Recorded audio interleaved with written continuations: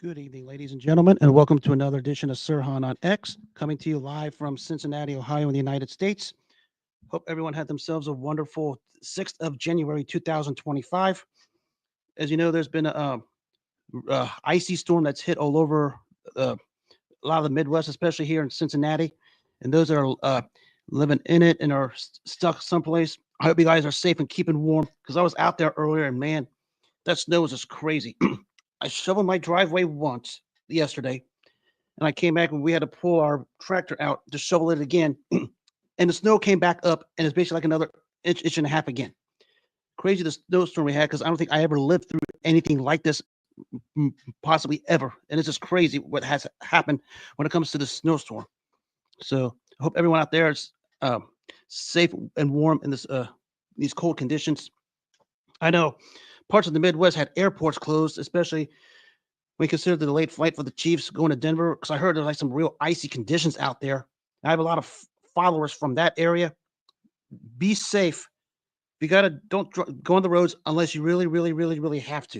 You can find alternate ways to get what you need. Do it. It's not worth driving and risking your lives in these icy conditions. Because I'm not gonna kill myself to get anything. A lot of things I have to do, I'm putting them on hold. So hope everyone is warm, cool, had themselves a good weekend. Happy Victory Monday for the final time of the regular season for all the winners. I'm going to break some of these down real quick. Going to touch on the playoff implication ones. Of course, Saturday, Baltimore clinched the AFC North with the win over Cleveland. Pittsburgh loses to Cincinnati. That's going to be your first round matchup. Uh, uh, Story here with Baltimore. I think Lamar Jackson might have possibly sealed his third MVP. A lot of people, especially in Buffalo and Cincinnati, have a problem with it. Deal with it because the guy doesn't care what you guys think. You guys use these idiot, crazy. As you got a comment here, I'm gonna read into this. Stay warm, like the background fire. Actually, I'll tell you a true story with this before I proceed because I want to get a hold of you sometime. When I was in 2003, power was out for about a week. I had to live off of this. That's what I had to do. I mean, it was crazy. I had to live off of this for about a week. So I had to cook hot dogs. I had to cook chicken patties. I had to cook baked potatoes, some marshmallows, even some breakfast. I had to cook it on this for a week because we were iced out without electric for a while for 2003. I remember I had to pick up my grandma from her complex to come over here so she could stay the week because of the bad electric. So yeah, it's kept me warm through the winter seasons. Actually, saves my heating bill also. So yeah, thanks for that. Hope to get in touch with you soon because you're one of the ones I want to talk to for a while. But back to the game. I mean, if you guys in both Buffalo and Cincinnati have a problem with Lamar Jackson, you're the problem, not Lamar Jackson. He can do whatever he wants. I mean, you can. Everybody can debate whether he's a legit MVP. I don't get into it because it sets sparks all over the place, especially here in Cincinnati for the wrong reasons. But it is what it is. I think he likely sealed it. Had a better year this year than last year when everybody thought he didn't deserve it. Uh, but Baltimore got the 3 seed. Pittsburgh, the wheels are falling off right now, and a lot of my followers are Steelers fans. I'm sorry to say, I don't know what you guys are going to do come this Saturday night. I'll get more of the playoffs this week, but the way you ended the season, it didn't look good. Simply because you started out real nicely. I think you're like 10-3 at one point. You lose 4 straight. Now, of course, you were decimated by injuries to your secondary, which didn't help. But it didn't. But maybe you should have stuck with Justin Fields instead of Russell Wilson. So we'll see where that one goes. Again, I'm not gonna play the psychologist or the offensive mind because I try to give even my own division rivals, being Baltimore and Pittsburgh, all the credit I can, all the respect I can, because they're the gold standards of the AFC North. But it's not looking good for Pittsburgh right now. I paid you guys one of my surprise teams because everybody thought you guys were going to finish below 500. You guys managed to go 10-7. If you can manage to beat Baltimore Saturday, which is a stiff order, it's a successful season. I'll go ahead and give the predictions later on this week on that particular matchup. Of course, the 3-6 in the AFC, no, the 4-5 in the AFC is the Houston Texans over the there's the Chargers that comes up. I think that's Saturday also. Weird game. I mean, I don't think either team's playing necessarily great. Of course, Houston fell off a little while because of having to play Kansas and Baltimore and not having two of their top receivers in Tank Dell and Stephon Diggs. Joe Mixon ran pretty solidly yesterday. Of course, Houston closed out with the 10th win of the season. But for the Chargers, the 30-point blowout blowing the lead to Jacksonville 2 years ago is still fresh in a lot of people's minds. I mean, great, you had Brandon Staley. Now you have Jim Harbaugh, night and day. Jim Harbaugh, in my opinion, should be a Coach of the Year candidate. You guys in Chargerland, I think you have a golden opportunity here to go into a Houston team that's basically decimated at the injury at receiver and an offensive line that's not great, and steal one here to erase what happened at Jacksonville 2 years ago. You guys don't remember? They had a 30-0 lead and somehow blew it. But I pinned that, of course, on Brandon Staley, who should have been fired after that game. Actually, I should have made the guy walk from Jacksonville to Los Angeles before I fired him. But they were too kind, because that's how the Chargers are. They're just too kind for their own good. But you have a chance when you play Houston, because you got Houston probably at the right time to erase that memory and have a standout performance for Justin Herbert, who's still getting a lot of heat for that, when really it was Brandon Staley who just crapped the bed as a head coach against Doug Peterson, who we know was just axed this morning. Another interesting tilt there. I was worried that this weekend. Good matchup. And of course, the 2-7 in the AFC is, Buffalo against the Broncos. Hub here in Cincinnati about how the Broncos won because of the Chiefs, and I'll divulge into that here in a minute. But the Broncos were the more deserving winner of that 7 seed. They earned it, whether you like it or not, and they're in the playoffs. Grant, they're going against a Buffalo team who has a real hot quarterback in Josh Allen. I think that's an intriguing matchup. Josh Allen against a very stout Denver defense. We're going to see how that plays out. But Denver was the rightful winner. They were given the opportunity and cashed in on it.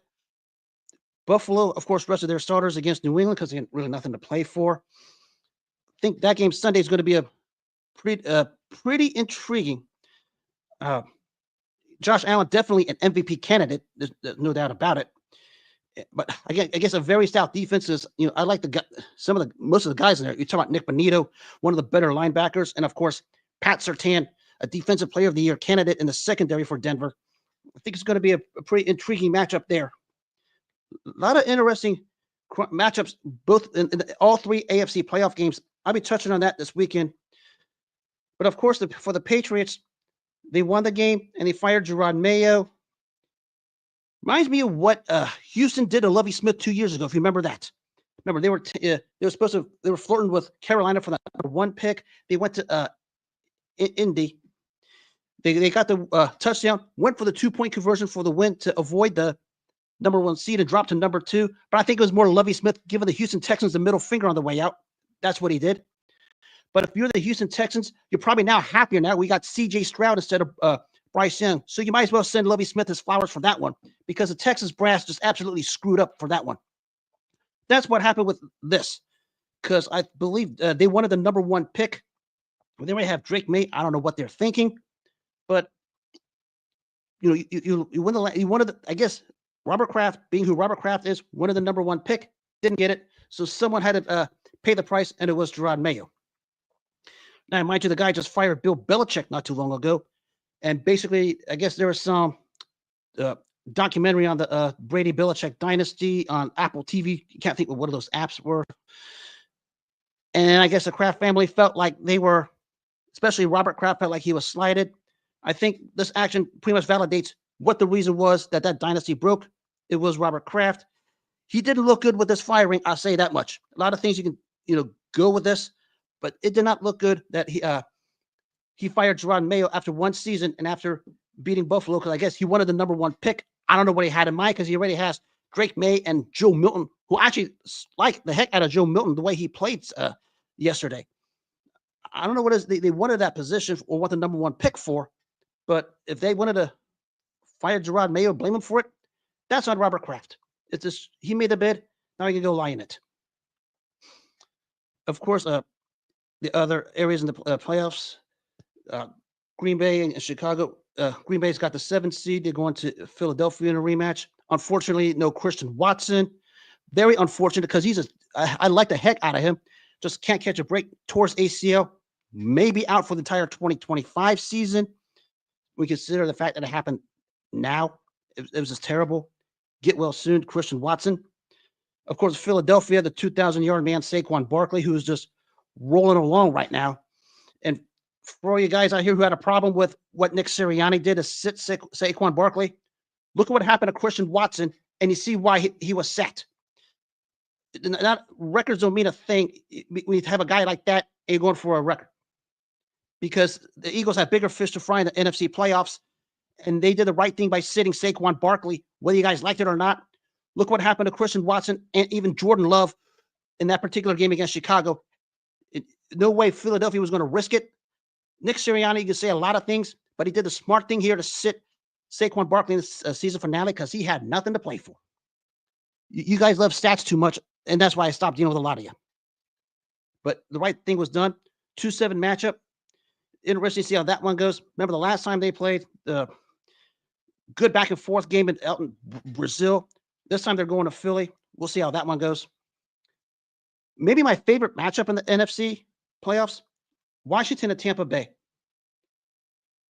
You can't find two hotter quarterbacks all season. I'm not saying valuable. I'm saying hotter quarterbacks than Jaden Daniels and Baker Mayfield. I said from the get-go that Washington was grateful that Chicago passed on him to take Caleb Williams because Jaden Daniels fell into their lap. And I said in due time, Chicago will regret passing on Jaden Daniels for Caleb Williams. Here's the reason why. I saw him here week 3 when Washington came to Cincinnati, and I was just blown away by what this guy was able to do. And really from that point forward, he just took off. And more than likely the offensive rookie of the year. Although I can see Bo Nix getting some votes, but Jaden Daniels is my offensive rookie of the year. The way he's played, the way he's commanded the line of scrimmage, the way he finds Terry McLaurin and how the communication those two have. And of course, he has other targets too, like a Zach Ertz. They get Austin Eckler back. That Washington team has played very, very well, all things considered. When you think about the Dan Snyder era and the residue that's still left, for them to get to 12 wins, it's absolutely stellar for what Jaden Daniels and the Washington Commanders have been able to do. They're going against Tampa Bay, and right now, Baker Mayfield is flat cooking. Sorry, Cleveland, you should have kept this guy. Right now, he's down in Tampa cooking. Led him to a second straight NFC South title. And the connection he has with Mike Evans, you saw throughout the game and throughout the season, it's something else also. And we might as well start talking Mike Evans as an all-time great wide receiver. In my opinion, he cracks the top 10. Another year of 1,000 yards receiving through all the hamstring injuries and whatever he goes through. He just gets out there, produces, and gets the job done. Very, very underrated. We need to talk about him as an all-time great wide receiver now. The guy's definitely going to be a first ballot Hall of Famer. But the way those two communicate on the field, Baker Mayfield and Mike Evans, is something special. Of course, on defense, they have Kalijah Kensey in the middle. Secondary, can be a little hit and miss. And I expect a shootout here between Tampa Bay and Washington. But I think this one may be the most interesting, maybe the most fun matchup. We consider the quarterbacks, the receivers, the schemes both offenses and defenses run. This is what I'm really, really looking forward to. So may the best team win Sunday night when Washington goes to Tampa. Now, of course, the other one is Minnesota at the Rams. I found it interesting that LA decided to rest their starters for the season finale against Seattle. I thought they had a chance to get the higher seed, but I think they decided to sit everyone. Don't know why that is. But they're going to have a Minnesota team who knew they left one lane in Detroit. And, of course, we know this is a rematch of the missed face mask that took place. I forgot what week it was. it was the one where the Minnesota player face masked Matthew Stafford in the end zone was missed. A whole bunch of or somebody face masked Sam Darnold. I can't remember off the top of my head. It was a missed face mask, and Minnesota knew they let one slip in L.A. But I find it interesting that after the game against Detroit, that Dan Campbell went to Minnesota's coach Kevin O'Connell, the two coaches of the year, and basically said, "I'll see you in 2 weeks." I wonder if Sean McVay's seeing this. I mean, I don't think he should be. I don't think he'd be happy about it. But I think that was an intriguing matchup. The two receivers, Cooper Kupp and Puka Nacua, against the standout defense of Minnesota. Brian Flores, who I thought got a raw deal after when he got canned in Miami, it basically showed why he's still a very, very capable coach as a defensive coordinator, because that Minnesota defense has been on quarterbacks basically for most of the entire year. I expect him to have a good game plan with this. Stafford and his two receivers, I think, is going to have their own game plan. I'll make my picks with all 6 playoff games later this week. Intriguing matchups across the board. I mean, it's again, all these teams well-deserved, well-earned. A lot of hubbub all over the place as to what the heck happened. I'll touch on that here in a second because I had to unload on some people yesterday, and I'm not going to back down from it. So that's the playoff picture. Of course, other games, Miami had a chance to stay in it. They lost to the Jets. Even though Cincinnati got this win over Pittsburgh, they're out, deservingly so. And of course, the NFC was basically done. What's crazy is Seattle, the last team out, finished 10-7 and missed the playoffs. A 10-7 team missing the playoffs, and you had 3 teams, Minnesota, Green Bay, and Washington, finishing with at least 12 wins, having to play playoff games on the road. That's how crazy the NFC was this season. Having a team with 10 wins and 3 others having 12 plus and having to go on the road. Of course, it's going to create this hubbub about how to seed, how to do this, how to do that. We have idiots, especially here in Cincinnati, who think that seeding is fine. Again, I'm not going to divulge into it. I think I get the importance of the division games, but I believe that I get the ideology of making division winners winning the division of significance. Tough call either way, but I think it's just a little weird how things play it out like this. Not the first time I've seen it. I've seen it maybe 5 or 6 other times. So that's how this one is going to go. But it's just crazy how the NFC is. Of course, Kansas and Detroit got the number 1 seeds, well earned. If you had Jahmyr Gibbs on your fantasy team last night, congratulations. You made out like a massive winner. I wonder why Dan Campbell doesn't use this guy enough. I mean, he should be their number running back 1, but we know how Dan Campbell thinks. Sometimes he doesn't even know how to think, because Jahmyr Gibbs should be their number 1 running back all the way through, plain and simple. I mean, you see what he does when he gets on the field. He had this crazy obsession with winning David Montgomery for the longest time. I don't know why. And of course, you draft Jahmyr Gibbs. Gibbs should be your number 1 moving forward at the running back position, point blank. Let's see how this goes in the playoffs. I'll make my predictions and my overall Super Bowl pick this week. I haven't seen the whole bracket yet. It's a little, as we know, winner, higher seed plays lower seed. It gets crisscrossy. I'll have to look at it. I haven't seen the entire bracket yet.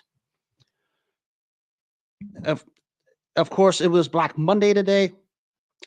The news here in Cincinnati is losing Lou Anarumo, Frank Pollock, a couple assistants. I can't think of their names. I'll say this. Frank Pollock's time, he should have been canned after the Super Bowl, because that offensive line, that entire season, was a walking embarrassment. I'm surprised Joe Burrow didn't get killed during that period, because they were playing guards at center at guards, tackles at guards, centers at tackles. It's some of the most bizarre ways imaginable for that offensive line. I don't know how the heck he had an offensive line gig at any level if you're going to do all of that. And since he took over, the Bengals quarterbacks have been sacked 169 times since Joe Burrow came into the league. Long overdue. And I want to call for a coach's firing, but in this case, some kind of accountability had to be made when your quarterback is being sacked 169 times in a 5-year period, especially a franchise level quarterback like this. This was long overdue. And for Lou Anarumo, I hope you guys in Cincinnati are proud of yourselves to push this guy out the door. And I hope you can find someone capable of performing a defensive coordinator's job the way he did.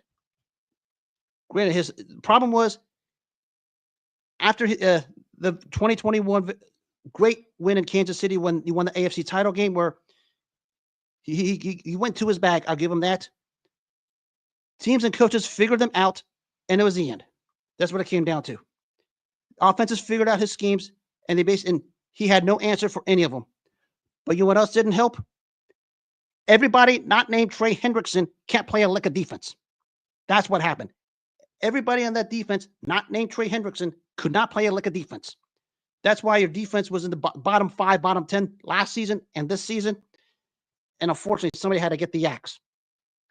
The fact you couldn't put the resources together to put an adequate defensive roster. I mean, we're not asking for the 2000 Ravens. We're not asking for this year's version of the Chiefs defense. We're not asking for the 85 Bears. You couldn't put any kind of respectable defense by giving this guy the necessary personnel. That's the lingering issue that nobody wants to talk about, especially when you consider the fact Trey Hendrickson, the last 2 years, 35 sacks. The second highest, I think, doesn't even hit double digits. That's another underlying problem. No edge rusher opposite Trey Hendrickson to give extra help. The defensive line just got torched up the middle, which happened week 1 when Ramondre Stevenson dog walked you. And that's why you're sitting at home, and deservedly so. And of course, the other two coaches, I don't even know who they are, but I think it was a defensive cleanse out. Apparently, it came out that Zach Taylor made the decision. I guess he said it at the press conference. But I think people need that seat of Zach Taylor's needs to stay hot. He's going to be in lame duck status this year. I think his contract is up after the 2025 season. So that seat better stay warm. And I don't know if ownership told him they got to make the move or they're going to fire him or what. But apparently he came out of the press conference and said he'd make the moves and he didn't want to do it. The problem has always been the front office and the coaching staff have been loyal to a fault, sometimes too loyal to where they don't want to make the right decision at the right time. And what happens? You have moves that are made past their expiration dates. That's what happened. You could argue Anarumo probably should have been gone last season. I said Frank Pollock should have been fired after the Super Bowl. I mean, how the heck are you going to let your quarterback get sacked 169 times in a 5-year period? I mean, it just goes to show how amazing of a season Joe Burrow had. Now, I'm not going to go MVP. That's just intentionally ignorant, which I'll touch on that in a second. But maybe for the first time in forever, there's some form of accountability, and that's what's needed. Now, who do you replace him with? How do you help the team out with the resources necessary? My two eyes would do the talking.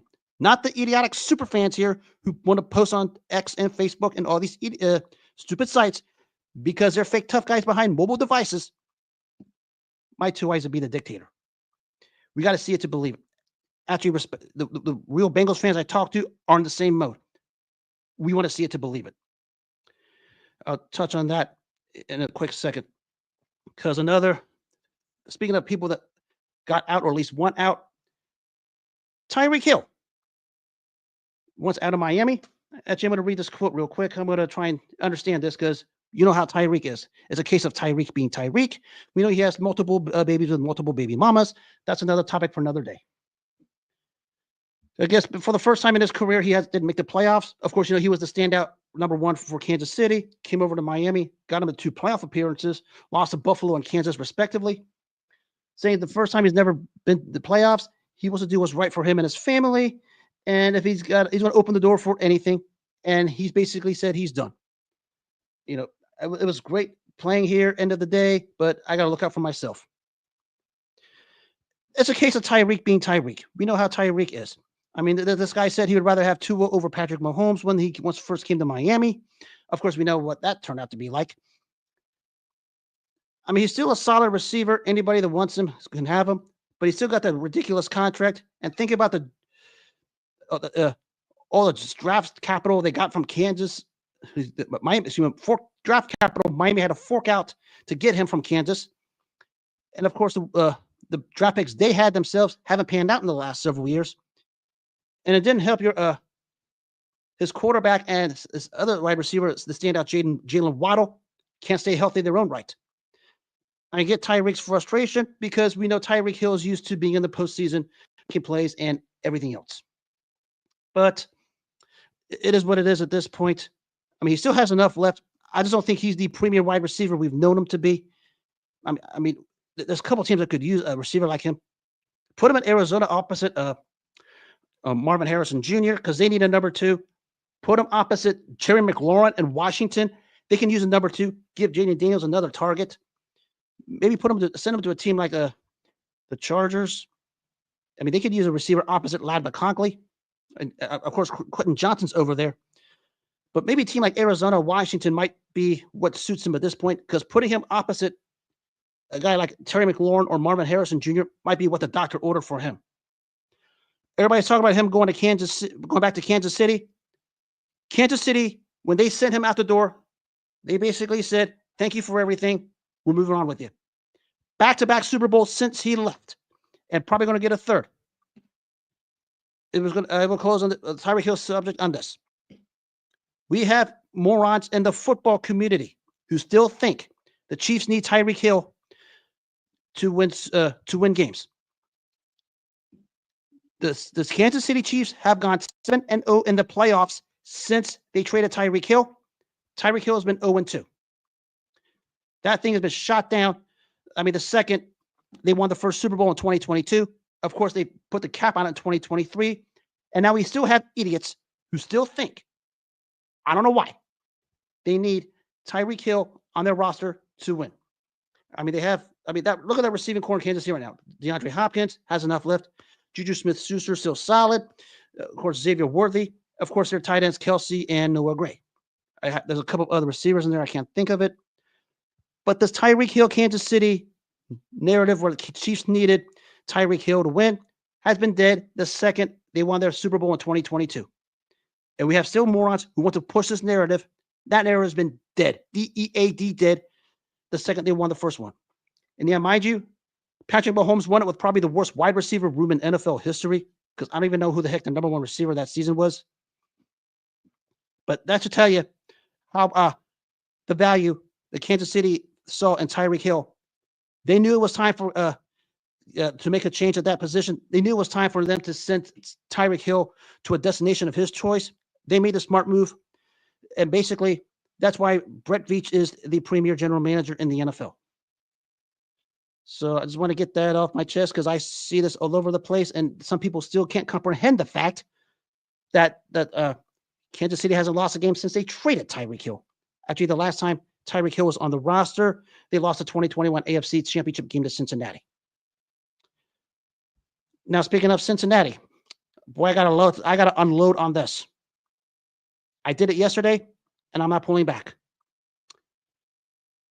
We have morons and idiots who wanted Kansas City to beat Denver so they can get a playoff spot they didn't deserve. What kind of human beings are you? What kind of human beings are you? You're rooting for another team to give you a spot you didn't deserve. You're rooting for a team who basically been a thorn on your side for the last 3 years to help you get into the playoffs that you didn't deserve it. And now you guys are on X and Facebook and all this stupid stuff saying, let's go Chiefs, let's go Chiefs. Do you know how pathetically stupid you look? And I mean pathetically stupid. Well, first of all, I said your season was lost a long time ago when you let New England beat you and you let Lamar Jackson dance on you twice. There's 3 strikes. The loss of Kansas City. Yes, that was that 4th and 16 was pass interference. Don't even try it. If you still think it's not, please do me a favor. Get off the app, go to a hospital, get checked for CTE, come to me for results so I can help you. Because that was pass interference by definition. Now you're resorting to wanting this team that you slandered the players, the coaches, the fans, and their families to help you get into the playoffs that you didn't deserve. You guys don't even have a spine right now. I'm sorry. 99% of you don't. And now you come out and accuse the Chiefs of purposefully quitting against the Broncos yesterday so you didn't get in, saying that the Chiefs are afraid of you. Were the New England Patriots afraid of you week 1? Was Lamar Jackson afraid of you twice? Was Jalen Hurts afraid of you? Was Justin Herbert afraid of you? Do you know how stupid you sound right now? Do you know how pathetically stupid you sound when you said the Kansas City Chiefs intentionally rolled down to Denver so you didn't get in the playoffs? The same team that knocked you out in 2022, this AFC title game, the same team that essentially ended your season last season in the New Year's Eve game at Arrowhead, and you're still saying they're afraid of you? That's why I went berserk on you guys last night, because of your blatant stupidity, your total ignorance, and your utter moronism. You pointed fingers at the NFL for this when the NFL has nothing to say on it. That's why I quit dealing with you, and that's why I just decided to go off. It gets annoying, it gets stupid, it gets ridiculous that you would make such egregious claims without a leg to stand on. And I've said this all along. Don't ask anyone to bail you out for a spot you don't deserve if you can't take care of your own business. You blew it week 1. You blew it twice against Baltimore. You blew it in LA against the Chargers. And of course, there's a quit job against Philly at home where you got dog walk from start to finish. And Jalen Hurts just not only ran it down your throat, but he picked apart your secondary. And he was asking for a bailout. Here's another problem with you guys I have. You put Joe Burrow, who's had a great season. I'll give you that. He's had a great season in the MVP conversation. MVPs don't go 2-7 against teams with winning records. MVPs don't go 3-5 on their home field. MVPs don't fumble the ball 13 times and lose it 5 times, have 2 of those returned for touchdowns. You can have all your individual accolades you want. Individual accolades don't equate to MVPs. You guys say without Joe Burrow, what are the Bengals? What's the Bills without Josh Allen? What's the Eagles without Jalen Hurts? What's the Chargers without Justin Herbert? Actually, that part that we saw last season. And I can go on and on with other examples. Actually, a better one yet, what is Baltimore without Lamar Jackson? Because that's how you won your 2 AFC North titles in 21 and 22 when Lamar Jackson was out. Do you guys know how pathetically stupid you guys look and sound right now when you say 99% of the stuff you do and some of the accusations you make? And if you want to go ahead and drag me into it, go ahead. Because I told you this from the get-go. I'm not lying about it. You had the whole offseason to prepare for a New England team that was tanking, openly tanking. Everybody knew this. And I myself thought New England was going to flirt with an 0-17 season. Your quarterback got outplayed by Jacoby Brissett. Not Drake May, not Joe Milton. Jacoby Brissett. How can you fathom that? How can you explain it? That's just absolutely something I can't comprehend or digest into my brain right now because it just makes no sense. But for you guys to come out and the same team whose fan base you trash, whose team you trash, to ask them to bail you out in the season finale against the Broncos after everything you've done to them, ask them to bail you out for a playoff spot you don't deserve. Congratulations. It's one of the most degrading, despicable, ridiculous, moronic things I've ever encountered and I've ever heard. That's why I went off on a lot of you guys yesterday. Do better. Be better. You want something like that? Get out there and earn it. The Broncos earned that last playoff spot more than you did. They played better throughout the season than you did. And it's case closed. I don't want to hear about the Chiefs rolling over because the Chiefs were playing guys who probably have never played a down in their lives against a Denver Broncos team who played their first guys and basically did anything they wanted to, and they saw an opportunity to get into the playoffs and went out there to earn it the right way. And you guys today are still having a problem with it. I'll close the book on this for this season because I'm probably going to talk about this more, but I'll close it tonight. If you can't take care of your own business like an adult, don't rely on anyone, especially the ones you like to bash on here, to do it for you. The Chiefs don't care about you guys. They care about what's in their best interest. You have a problem with a team who was 15-1, who clinched the #1 seed, resting their guys? Take it. If you can't take it, get out. You guys are just a bunch of phonies right now in Cincinnati, especially the ones I went after last night. The way you guys conduct yourselves, the way you guys carry yourselves, the way you guys, I can say a bunch of other words. I'm going to try and keep it clean. You guys are just a bunch of moronic cowards. This is one of the most moronic things I've ever seen. For you to stoop to that low, to ask a fan base, the ones you bash and trash and make false accusations of on these apps and in person, to help them get you a win to get a playoff spot you didn't deserve. It is despicable, it's disgusting, and it's ridiculous. Shame on you. I'll deal with you guys later. Now to my favorite part of this segment, is speaking of disgraceful and disgusting and ridiculous. In the world of boxing, none other than Teofimo Lopez again. This guy calls out Terrence Crawford, Tank Davis, and now he's calling out Devin Haney.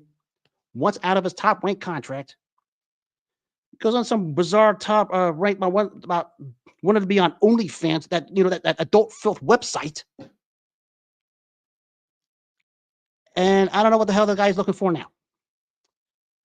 The guy has basically become an irrelevant clout chaser, as we like to say, simply because when he looked like middle class at best, and I'm going to be nice to him, when he beat Steve Claggett and carried him the distance.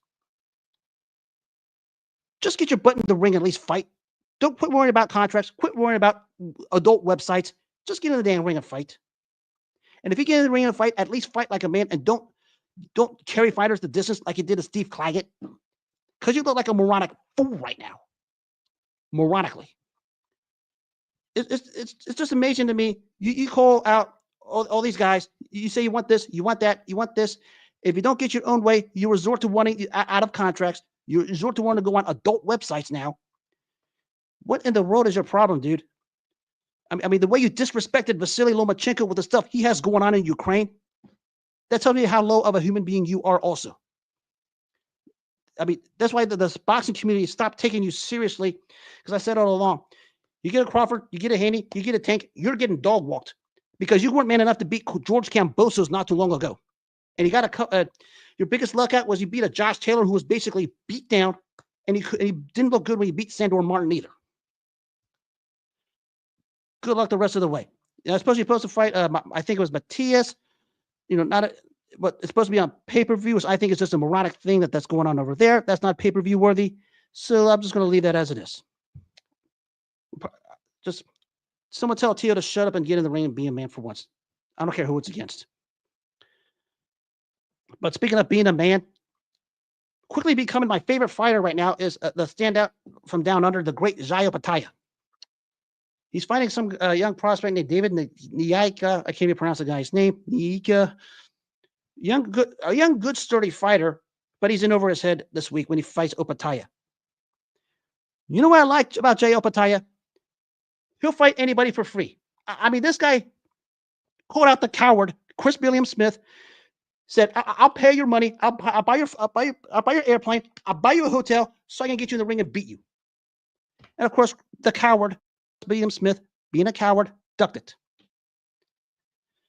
Even Opetaia offered him everything. I mean, he offered him everything so he can get Chris Williams-Smith in the ring so he can beat him. And Chris Williams-Smith, being the coward, ducked it. Think about that. Opetaia offered basically his fight purse to beat him, and Chris Williams-Smith, being the coward, ducked it.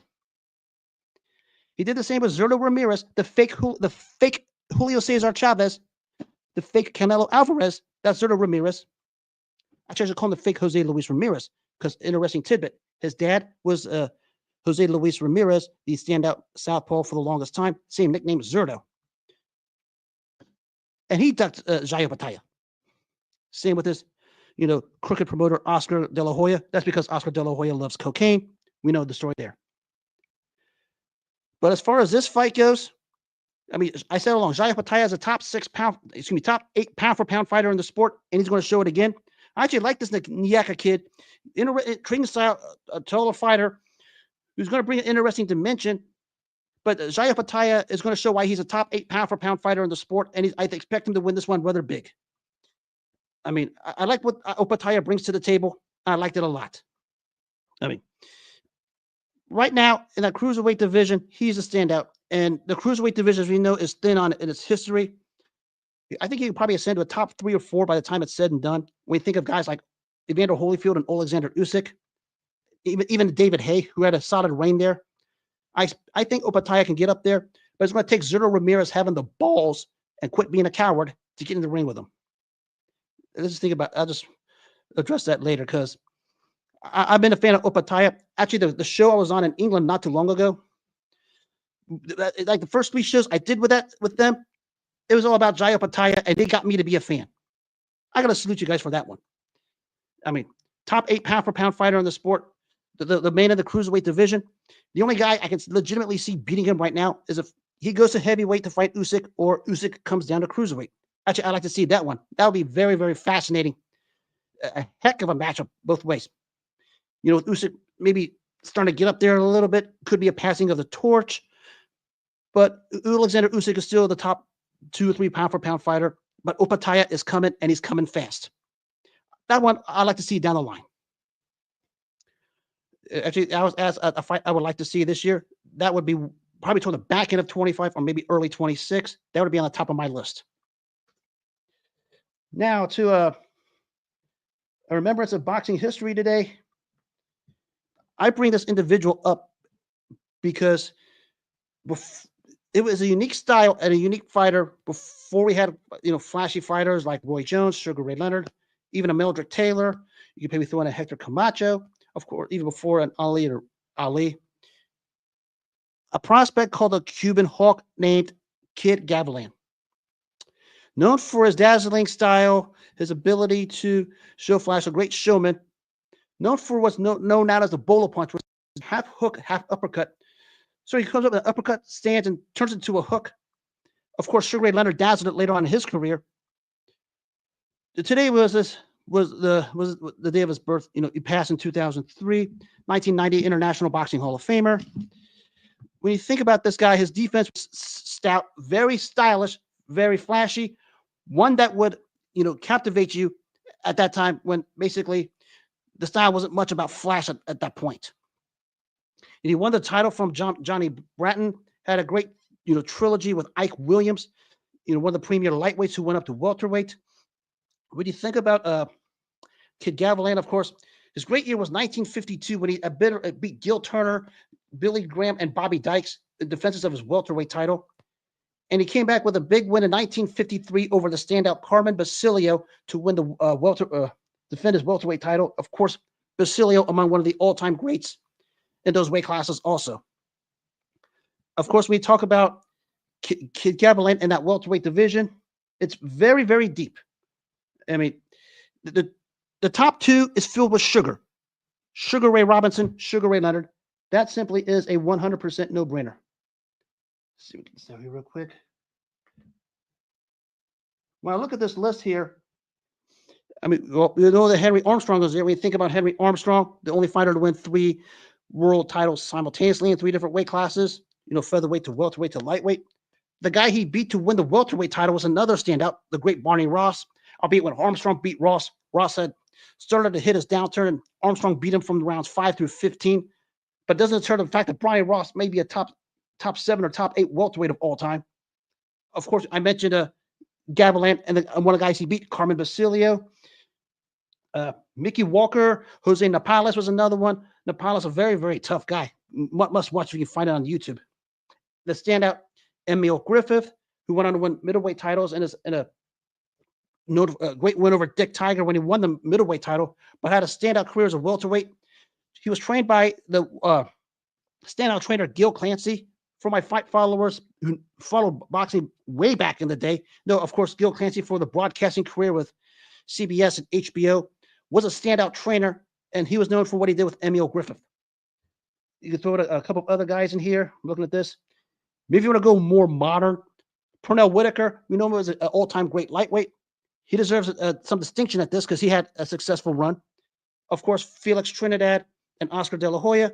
Trinidad had a very lengthy reign as a welterweight champ. Almost, I think it's like almost like 6.5 years. Of course, De La Hoya went up and down and won welterweight titles on multiple occasions. He definitely goes in the conversation. Pepino Cuevas, before we had a bunch of these great Mexicans, Cuevas is in that conversation. He was one of them. He had a long reign, of course, was knocked out by Tommy Hearns in 2 rounds, so you have to put Hearns in there. And of course, that great fight in September 16, 1981 between Leonard and Hearns, that stood out. Lots of names on this list we could throw on here. Of course, you could even add a couple of other good ones. Billy Graham was another one, a guy that, of course, Gavilan beat. You could throw in Carlos Palomino. I mean, we talk about the great Latino fighters. Palomino might be one of the all-time great underrated fighters in the Latino community because nobody mentions him up there. Standout fighter himself. You talk about, obviously, Donald Curry had potential to be one. When he knocked out Milton McCrory, becoming undisputed, that meant something. Of course, we know the unfortunate circumstance with Curry and his health condition. Prayers sent to him and his loved ones. Charlie Burley, also up there. I could go on and on. A really, really deep list of standouts in that welterweight division. And I'm talking about the old school 8 that actually fought in the real welterweight division, which is 147 pounds. Many, many guys up there. Maybe if you want to go further back, a guy like Joe Dundee or Jimmy Leto is in that conversation. Look them up. Interesting stories. So when I think of today, the great Kid Gavilan, we think of stylists. For his time, Kid Gavilan was a stylist. When we talk about that bolo punch, it was like an uppercut, and he turns it into a hook. Sometimes it would wind it up as a hook and turn it into an uppercut. He dazzled fans, but was also had a mean side to him when he beat Ike Williams the second time to get a payback for losing to Williams the first time. Kid Gavilan was a very creative, very fun, very stirring at a time when Flash wasn't one of its kind in the sport, and Kid Gavilan brought it. Now, just before we had flashy guys like Roy Jones, Hector Camacho, Meldrick Taylor, of course, Sugar Ray Leonard, just to name a few of them. And Kid Gavilan for that time could compete in any era. I won't say he beat them all, but was a terrific fighter. 102 plus wins in his career. I mean, didn't have many knockouts, but he was not known for his punching power, just known for style and his defense, which is one of the originators of Make You Miss, Make You Pay. Kid Gavilan was one of a kind during his time. Very, very fun fighter to watch. There's still footage out there on YouTube. I would highly recommend you watch some Kid Gavilan. He was a standout fighter during those times. And of course, the great welterweights I mentioned. Top 2 is a no-brainer. Sugar Ray Robinson, Sugar Ray Leonard. They sugar-coated the top 2 welterweights of all time. That's all I got to say. Man, I had a lot to get off my chest tonight. I mean, I probably have to get more off of it later on down the line, but I'll address it when the time comes. And that will wrap up this Monday night edition of Sirhan on X. I'll be trying to stay warm over here. Hope everyone out there has themselves a wonderful 6th of January, 2025. I will be chatting up with a bunch of you guys here today. I'll be at it tomorrow night with a whole bunch of goodies. Until then, take care of yourselves. Good night. God bless. And for those of you in the Midwest, stay warm and always, always, always, to everybody out there in the world, make self-care a priority for yourself first. Nothing else matters if you don't take care of yourself first. Good night, everyone.